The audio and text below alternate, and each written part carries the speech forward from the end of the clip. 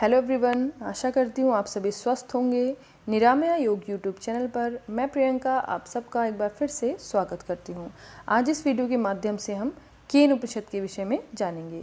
केन उपनिषद प्राचीन उपनिषद की दूसरी उपनिषद है। इससे पहले हमने ईशावास्य उपनिषद के विषय में जाना और आज इस वीडियो के माध्यम से हम केन उपनिषद के विषय में जानेंगे। तो चलिए देखते हैं।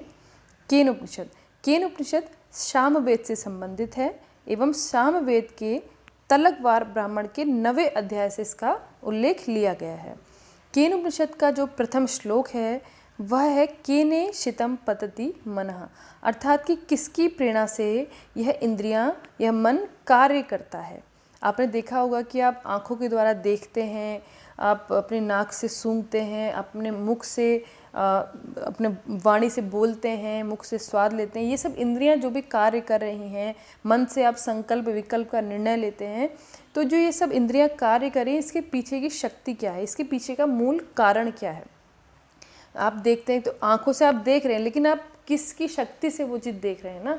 तो जो स्रोत का भी स्रोत है, चक्षु का भी चक्षु है, वाणी का भी वाणी है एवं मन का भी मन है, वह सब क्या है, ये आप आँखों के द्वारा आप नहीं देख रहे हैं, उस शक्ति के द्वारा आँखें देख रही हैं जो आपकी आँखों को मिली है। तो वो शक्ति, वह प्रेरणा किसके द्वारा मिलती है, यानी केने शितम पतति मनः, यह मन इंद्रियां किसके द्वारा, किसकी प्रेरणा से कार्य कर रही हैं। तो यह सब वह परम तत्व है, वह ईश्वर है जिसके द्वारा ये सब कार्य कर रहे हैं। इनके पीछे की सूक्ष्म शक्ति जो है वह उस परमात्मा की ही है, क्योंकि अगर वह शक्ति ना हो तो ये सब हमारे इंद्रियां भी कार्य नहीं कर पाएंगी। तो आगे देखते हैं केन उपनिषद के विषय में। इस उपनिषद के 4 खंड हैं एवं प्रथम व द्वितीय खंड में गुरु शिष्य की परंपरा के विषय में जाना गया है एवं तीसरे और चौथे खंड में यहाँ आप देखेंगे कि देवताओं में अभिमान व उमा हेमवती द्वारा ब्रह्म तत्व का उल्लेख है। इस उपनिषद का मुख्य विषय है कि मनुष्य को श्रेय मार्ग की ओर प्रेरित करना। 2 मार्ग होते हैं, एक होता है प्रेय मार्ग, दूसरा श्रेय मार्ग। तो प्रेय मार्ग जो होता है आपको सांसारिक बंधन में लिप्त करता है और श्रेय मार्ग आपको ईश्वर की प्राप्ति कराता है, यानी मोक्ष की तरफ ले जाने वाला मार्ग जो है श्रेय मार्ग है। तो वही सभी वेदों उपनिषद का जो उद्देश्य होता है वह मनुष्य को श्रेय मार्ग की तरफ प्रेरित करना होता है। तो यदि आप देखेंगे तीसरे और चौथे खंड में देवताओं के अभिमान एवं उमा हेमवती का जो वर्णन है वही इस उपनिषद का सबसे इम्पॉर्टेंट विषय है। तो आप थोड़ा सी याद रखिए कि सबसे इम्पॉर्टेंट है। एग्ज़ाम के पॉइंट ऑफ व्यू से इसमें क्वेश्चन बन सकता है। तो देखते हैं। उसे यक्षोपाख्यान के रूप में जाना जाता है, जिसमें कि देवताओं को कुछ अभिमान है और उमा हेमवती के द्वारा उनके बीच में संवाद है। तो इस उपाख्यान को समझते हैं तो क्या होता है कि इसमें 3 देवताओं का वर्णन है। सर्वप्रथम अग्नि, वायु एवं इंद्र, 3 देवताओं का वर्णन होता है। तो इन 3 देवताओं के बीच में एक बात होती है कि उन्हें लगता है कि ये जो संसार में जो कुछ भी हो रहा है वह सब हमारे द्वारा हो रहा है, ये सब हमारी ही विजय है और हमारी शक्ति से ही यहाँ जो हो रहा है वो सब हमारे ही द्वारा हो रहा है, यानी हम ही उस चीज़ को कर रहे हैं। किंतु इस संसार में जो भी विजय है वह उस ब्रह्म के कारण है। तो यदि ब्रह्म ने शक्ति नहीं देंगे तो ये भी देवता कार्य नहीं कर सकते हैं। तो इनके पीछे की शक्ति भी वह परम तत्व ही है, वह ब्रह्मा ही है। तो यहाँ पर क्या होता है कि इनके बीच में बात होती है, इनके अंदर ये अभिमान आ जाता है कि ये सब हमारे ही द्वारा हो रहा है। तो इनके अभिमान को, इनके घमंड को दूर करने के लिए ब्रह्म जो है वो यक्ष के रूप में आते हैं। अब ये एग्जाम पॉइंट ऑफ व्यू से भी इम्पोर्टेंट बनता है कि ब्रह्म किस रूप में देवताओं के सामने प्रकट होते हैं। तो ब्रह्म जो है यक्ष के रूप में देवताओं के सामने प्रकट होते हैं। अब वह इनके अभिमान को तोड़ने के लिए, इनकी परीक्षा लेने के लिए इनके सामने प्रकट होते हैं। तो सर्वप्रथम अग्निदेव उनके सम्मुख जाते हैं। तो अग्निदेव बखान करते हैं कि मैं ये कर दूंगा, मैं वो कर दूंगा, मैं ये जला दूंगा, मैं सब भस्म कर सकता हूँ, मेरे पास इतनी शक्तियाँ हैं। तो यक्ष उनको एक तिनका देते हैं, कहते हैं इसे जला के दिखाओ। तो वो तिनके को जला नहीं पाते हैं, तो काफ़ी उनको शर्मिंदगी होती है, वो लज्जित होते हैं और वो वापस चले जाते हैं कि मैं तो इतना बखान कर रहा था कि मैं ये भस्म कर दूंगा, वो भस्म कर दूंगा, लेकिन मैं एक तिनका भी ना जला सका। उसी तरह से द्वितीय नंबर वायुदेव का आता है। अब वायुदेव जब यक्ष के सामने प्रकट होते हैं, जब सम्मुख उनके जाते हैं तो कहते हैं कि मैं ये उड़ा दूंगा, वो उड़ा दूंगा, सब कुछ मैं उड़ा सकता हूँ। तो यक्ष कहते हैं इस तिनके को उड़ा के दिखाओ।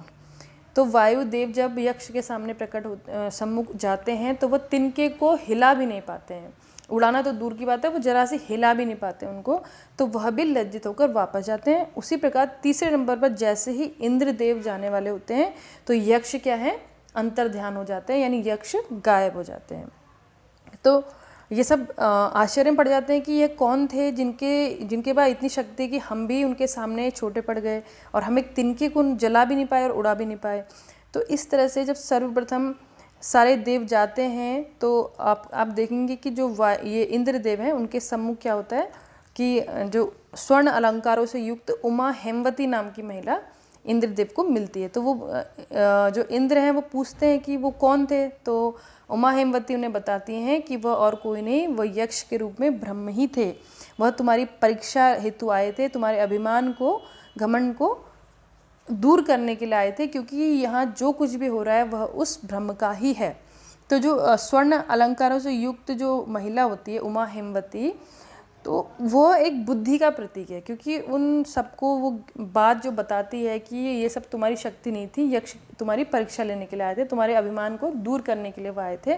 तो जो ये महिला होती है ये बुद्धि का प्रतीक है, उमा हेमवती बुद्धि का प्रतीक है, क्योंकि इससे जब वो बात करते हैं, ये बताती हैं, तो उनको बुद्धि आती है, उनको विवेक आता है, ज्ञान आता है कि हाँ ये सब हमारे द्वारा नहीं था, हम केवल माध्यम हैं, किंतु हमारे पीछे भी जो शक्ति कार्य कर रही है वही वो ब्रह्म है, वो परम तत्व हैं, उनकी शक्ति के बिना हम कार्य नहीं कर सकते।